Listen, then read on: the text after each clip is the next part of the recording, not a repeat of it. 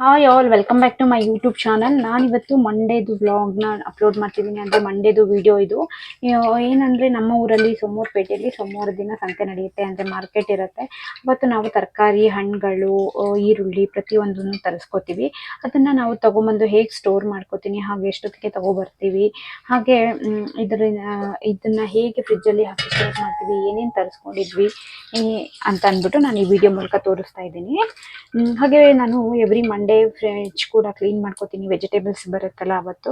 ಹಾಗಾಗಿ ಹೇಗೆ ಮಾಡ್ಕೋತೀನಿ, ಹೇಗೆ ಸ್ಟೋರು ಬಾಕ್ಸ್ಗಳಿಗೆ ಹಾಕೋತೀನಿ ಅನ್ನೋದನ್ನ ಈ ವಿಡಿಯೋ ಮೂಲಕ ನಿಮಗೆ ತೋರಿಸ್ತಾ ಇದ್ದೀನಿ. ಹಾಗೆ ಯಾರೆಲ್ಲ ನನ್ನ ವಿಡಿಯೋಸ್ನ ನೋಡ್ತಾ ಇದ್ದೀರಾ ಅವರಿಗೆಲ್ಲ ಥ್ಯಾಂಕ್ ಯು ಸೋ ಮಚ್ ಅಂತ ಹೇಳ್ತೀನಿ. ಹಾಗೆ ಸಬ್ಸ್ಕ್ರೈಬ್ ಮಾಡಿ ನನ್ನ ವಿಡಿಯೋಸ್ನ, ಬೆಲ್ ಐಕಾನ್ನ ಪ್ರೆಸ್ ಮಾಡಿ ನನಗೆ ಸಪೋರ್ಟ್ ಮಾಡಿ ಇದೇ ಥರ ವೀಡಿಯೋಸ್ ಮಾಡೋದಕ್ಕೆ.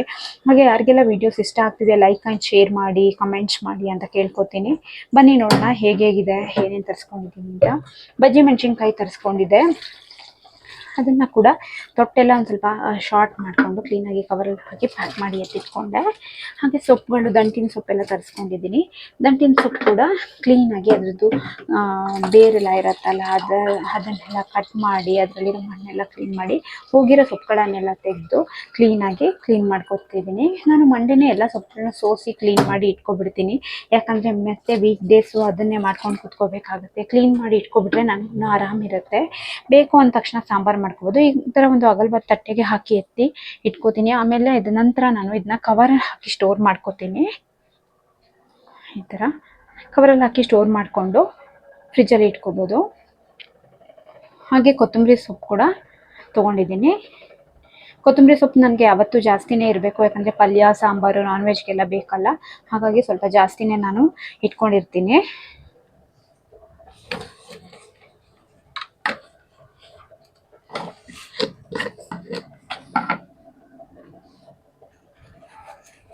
ಸೋಸ್ಕೊಂಡಿರೋದನ್ನೆಲ್ಲ ತೆಗೆದು ಕವರಲ್ಲಿ ಹಾಕ್ಕೊಂಡು ಸ್ಟೋರ್ ಮಾಡ್ಕೊಂಡ್ರೆ ಚೆನ್ನಾಗಿರುತ್ತೆ, ಫ್ರೆಶ್ ಆಗಿರುತ್ತೆ. ಹಾಗಾಗಿ ನಾನು ಕವರಲ್ಲೇ ಸ್ಟೋರ್ ಮಾಡ್ಕೋತೀನಿ. ಸಮ್ಟೈಮ್ಸ್ ನಾನು ಬಾಕ್ಸಲ್ಲಿ ಕೂಡ ಮಾಡ್ಕೋತೀನಿ.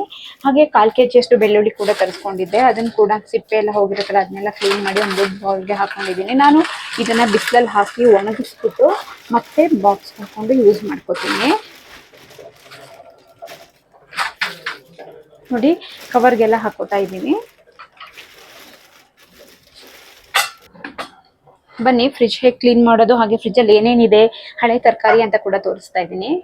ಫ್ರಿಜ್ಜಲ್ಲಿ ಈ ವಾರ ತುಂಬಾ ಹಳೆ ತರಕಾರಿಗಳಿತ್ತು. ಹಾಗಾಗಿ ನಾನು ಏನು ಹೊಸದಾಗಿ ಬೇಕೋ ವೆಜಿಟೇಬಲ್ಸು ಅದನ್ನು ಸ್ವಲ್ಪ ಕಮ್ಮಿ ತರಿಸ್ಕೊಂಡಿದ್ದೀನಿ. ಯಾಕಂದರೆ ಸುಮ್ಮನೆ ಹಳೆ ತಂದು ಎಲ್ಲ ಅಲ್ಲಲ್ಲೇ ಬಾಕಿಯಾಗಿ ಸುಮ್ಮನೆ ಕೊಳ್ತು ವೇಸ್ಟ್ ಮಾಡೋದು ಬೇಡ. ತರಕಾರಿ ಬೆಲೆ ಎಲ್ಲ ತುಂಬಾ ಜಾಸ್ತಿ ಇರುತ್ತಲ್ಲ.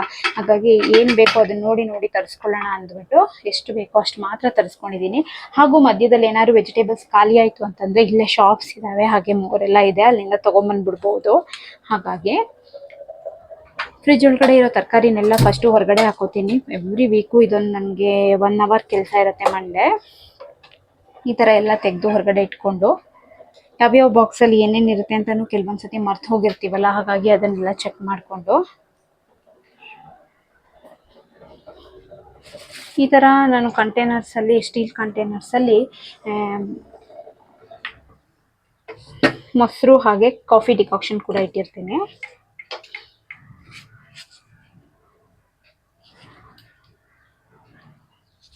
ಲಾಸ್ಟ್ ವೀಕು ಮಧ್ಯದಲ್ಲಿ ಕರಿಬೇವಿನ ಸೊಪ್ಪು ತಂದಿದ್ರಿಂದ ನಾನು ಕ್ಲೀನಾಗಿ ಅದನ್ನ ಜೋಡಿಸ್ಕೊಳಕ್ಕಾಗಿರಲಿಲ್ಲ, ಹಾಗೆ ಇಟ್ಬಿಟ್ಟಿದ್ದೆ. ಇನ್ನೇನು 2 days ಅಲ್ಲ ಅಂತ ಅದು ನೋಡಿದ್ರೆ ಫುಲ್ ಡ್ರೈ ಆಗಿ ಎಲ್ಲ ಉದ್ರಿ ಗಲೀಜಾಗಿಬಿಟ್ಟಿತ್ತು ಫ್ರಿಜ್ ಒಳಗಡೆ ಎಲ್ಲ. ಅದ್ರ ಮಧ್ಯದಲ್ಲಿ ನನ್ನ ಮಗ ಬೇರೆ ದಿನಕ್ಕೊಂದು 5-6 ಸತಿ ಫ್ರಿಜ್ ಓಪನ್ ಮಾಡ್ತಾನೆ ಸ್ಕೂಲಿಂದ ಬಂದಮೇಲೆ. ಅವ್ನು ಬಂದು ಅಷ್ಟು ಸತಿ ಓಪನ್ ಮಾಡಿದಾಗ ಅಲ್ಲಿರೋದೆಲ್ಲ ಉದ್ರೋಗಿರುತ್ತೆ, ಕೆಲವೊಂದೆಲ್ಲ ಚೆಲ್ಲೋಗಿರುತ್ತೆ, ಸಾಸು ಅದು ಇದು ಎಲ್ಲನೂ. ಹಾಗೆ ಕ್ಯಾಪ್ ಎಲ್ಲ ಸರಿಯಾಗಿ ಹಾಕಲ್ಲ ಮಕ್ಕಳು.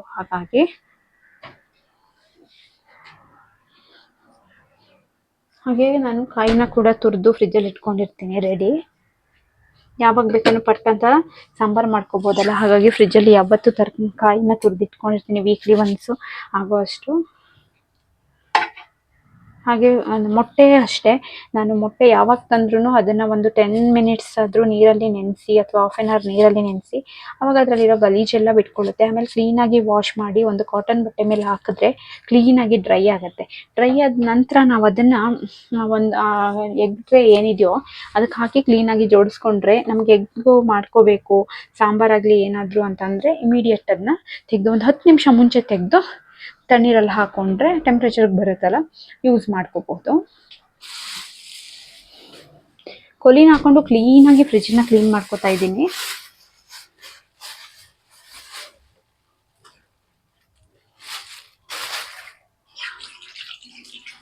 ಈ ಥರ ಗ್ಲಾಸ್ ಇರುತ್ತಲ್ಲ ಅದನ್ನು ಕೂಡ ನಾನು ಕ್ಲೀನಾಗಿ ಕ್ಲೀನ್ ಮಾಡ್ಕೋತೀನಿ.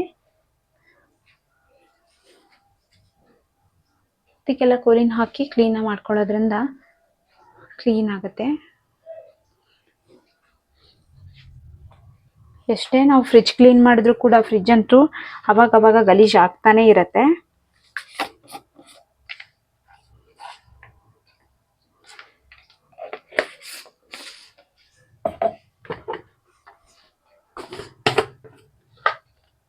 ವೀಕ್ಲಿ ಒನ್ಸ್ ನಾವು ಈ ಥರ ಮಾಡಿಕೊಂಡು ಮಂತ್ಲಿ ಒನ್ಸ್ ಫುಲ್ ಅದ್ರ ಬಾಕ್ಸ್ಗಳು ಏನೇನಿದೆ ಎಲ್ಲನೂ ತೆಗೆದು ಹೊರಗಡೆ ಒಂದು ಟಬ್ಬಲ್ಲಿ ನೀರು ಹಾಕೋತೀನಿ. ನೀರು ಹಾಕೊಂಡು ಅದಕ್ಕೆ ಸೋಪ್ ವಾಟರ್ ಹಾಕೋಬಿಟ್ಟು ಕ್ಲೀನಾಗಿ ನಾನು ಅದನ್ನ ವಾಶ್ ಮಾಡ್ಕೋತೀನಿ. ನೆನೆಸ್ಬಿಟ್ಟು ಕರೆಗಳಾಗಲಿ ಏನೇ ಆಗಿದ್ರೂ ಬಿಟ್ಕೊಳ್ಳುತ್ತೆ. ಆ ಥರ ಮಾಡೋದ್ರಿಂದ ಫ್ರಿಜ್ ಕ್ಲೀನಾಗಿರುತ್ತೆ.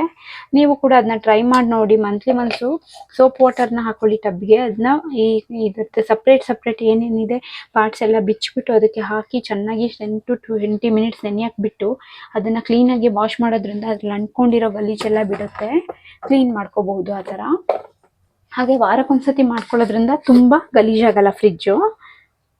ಪ್ರತಿ ತರಕಾರಿಗಳನ್ನು ಈ ಥರ ಕ್ಲೀನ್ ಮಾಡಿ ಅದರೊಳಗಡೆ ಕಟ್ಟಿ ಇಡ್ತೀನಿ. ಹಾಗೆ ಹಳೆ ತರಕಾರಿನೆಲ್ಲ ಹೊರಗಡೆ ಇಟ್ಟು ಫಸ್ಟು ಹೊಸ ತರಕಾರಿ ಏನು ತಂದಿದ್ದೀವೋ ಅದನ್ನೆಲ್ಲ ಫಸ್ಟ್ ಜೋಡಿಸ್ಕೋತೀನಿ ನಾನು. ನೋಡಿ, ಲಾಸ್ಟ್ ವೀಕ್ದು ಹೀರೆಕಾಯಿ ಇತ್ತು.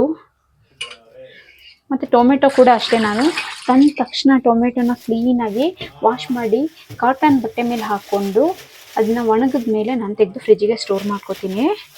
ಅದು ಕೂಡ ಫ್ರೆಶ್ ಆಗಿರುತ್ತೆ. ಆಮೇಲೆ ಟೊಮೆಟೊ ಏನಂದರೆ ಕೊಳ್ತೋಗಿರೋ ಟೊಮೆಟೊಗಳಿರುತ್ತಲ್ಲ ಅದನ್ನೆಲ್ಲ ನಾವು ತೆಗೆದು ಹಾಕ್ಬಿಡ್ಬೇಕು. ಒಂದು ಟೊಮೆಟೊ ಕೊಳ್ತಿರೋದಿದ್ರೂ ಕೂಡ ಎಲ್ಲ ಟೊಮೆಟೊಗಳು ಡ್ಯಾಮೇಜ್ ಆಗುತ್ತೆ. ಹಾಗಾಗಿ ಕ್ಯಾರೆಟ್ ಕೂಡ ಇತ್ತು ಲಾಸ್ಟ್ ವೀಕ್ಗೆ, ಅದನ್ನು ಕೂಡ ಕ್ಲೀನಾಗಿ ಎಲ್ಲ ಕ್ಲೀನ್ ಮಾಡಿಕೊಂಡು ಕವರ್ಗೆ ಹಾಕ್ಕೊಂಡೆ. ಸೌತೆಕಾಯಿ ಕೂಡ ಇತ್ತು.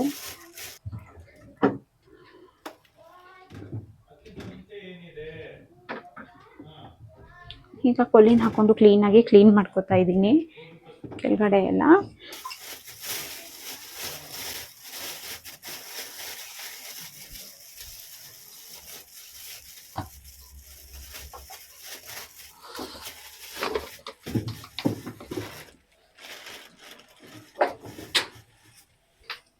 ಈಗ ಕಟ್ಟಿ ರೆಡಿ ಮಾಡಿ ಇಟ್ಕೊಂಡಿದ್ನಲ್ಲ ಅದನ್ನೆಲ್ಲನೂ ಕ್ಲೀನಾಗಿ ಹಳೇದನ್ನೆಲ್ಲ ಮೇಲೆ ಹೊಸದನ್ನೆಲ್ಲ ಕೆಳಗಡೆ ಈ ಥರ ಸ್ಟೋರ್ ಮಾಡ್ಕೋತೀನಿ. ಮೆಣಸಿನ್ಕಾಯಿ ಅಂತೂ ದಿನಕ್ಕೊಂದಷ್ಟು ಸತಿ ಯೂಸ್ ಮಾಡ್ತೀವಲ್ಲ, ಪಲ್ಯಗಳು ಅದು ಇದು ಅಂತ. ಹಾಗಾಗಿ ಅದನ್ನು ಸ್ವಲ್ಪ ಎದುರುಗಡೆನೇ ಇಟ್ಕೋತೀನಿ. ಲೆಮನ್ನ ನಾನು ಒಂದು ಬಾಕ್ಸಲ್ಲೇ ಹಾಕೋತೀನಿ. ಆ ಬಾಕ್ಸ್ ಯಾವ ಥರ ಅಂದರೆ ಕೆಳಗಡೆ ಅದನ್ನು ಟಿಶ್ಯೂ ಪೇಪರ್ ಹಾಕೋತೀನಿ, ಅದ್ರ ಮೇಲ್ಗಡೆ ಲೆಮನ್ನ ಜೋಡಿಸ್ಕೋತೀನಿ. ಹಾಗೆ ಮಾಡೋದ್ರಿಂದ ಲೆಮನ್ ಕೊಳ್ತು ಹೋಗಲ್ಲ. ಹಾಗಾಗಿ ಈ ಥರ ನೀವು ಕೂಡ ಟ್ರೈ ಮಾಡಿ ನೋಡಿ. ಇಲ್ಲ ಟಿಶ್ಯೂ ಪೇಪರು ಎಷ್ಟೊಂದು ತರಬೇಕು ಈ ಥರ ಮಾಡೋದಾದರೆ ವೀಕ್ಲಿ ಒನ್ಸ್ ಅಂತಂದರೆ ತುಂಬ ಬೇಕಾಗುತ್ತೆ ನಮಗೆ ಅನ್ನೋರು ಕಾಟನ್ ಹಳೆ ಬಟ್ಟೆಗಳಿರುತ್ತಲ್ಲ, ಬನಿಯನ್ ಕ್ಲಾತ್ಗಳು ಅಂಥದ್ದು ಕೂಡ ಮಾಡಿ ಯೂಸ್ ಮಾಡ್ಬೋದು. ವೀಕ್ಲಿ ಒನ್ಸ್ ನಾವು ಅದನ್ನ ವಾಶ್ ಕೂಡ ಮಾಡ್ಕೋಬೋದು.